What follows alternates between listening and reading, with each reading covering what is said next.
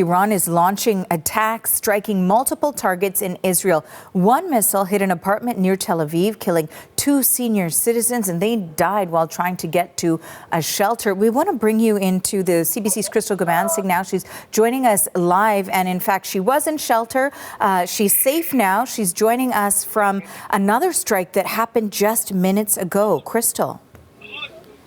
Well, Arthi, this scene is actually probably not only a 5-minute walk from where we were. We were in the shelter. Then when we got out of the shelter, we heard ambulance after ambulance, sirens, and this is the location where they all rushed to. It is still fairly chaotic, but we have been told no one was injured, that the people in this apartment building, it's a bit of a complex, they were mostly sheltering when debris fell.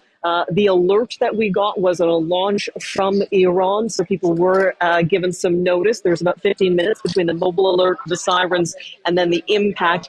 The impact was loud. We could hear it in the shelter, and then everyone rushed to this area. When I was sort of closer to the actual scene, you could see a lot of debris in the middle of the courtyard kind of area. Lots of officials, some windows that were blown out. But again, officials are saying that no one was injured. I have been able to see a number of people who are sitting on the curb. Lots of people appear to be in shock, some people crying. There were some young people, actually. One started to cry, another put his arm around her, and she kind of just paused for a moment. So there is a sense of shock. There is a sense of sort of coming down from that adrenaline rush. They are still on the scene with emergency officials. A number of people are still outside. It's not as chaotic as it was earlier, but it's still a very chaotic scene. A crush of residents that were at the other strike site. Of course, a lot of media here. Emergency services still on the scene. A lot of the firefighters have left. They did an initial sweep of the buildings here, just make sure everyone was okay. You saw them rush in, holding tools to excavate people, to pull them out. None of that was used, but it does appear to be another scene where there was a missile that was intercepted and then debris falling and causing quite a scene here. Just literally a 5-minute walk from that other one where those 2 people in their 70s were killed in a strike overnight, Arthi. Now, Crystal, as you say, of course, incredibly fresh still, the scene where you are right now. Let's talk a little bit more about the weapons being used by Iran. They're being accused of using controversial cluster munitions to evade Israel's air defenses. What more do we know about that at this stage? Yeah, right now we don't know what sort of munition this was, but at the other scene, we did hear from Israel Defense Forces saying that it appeared to be a cluster munition.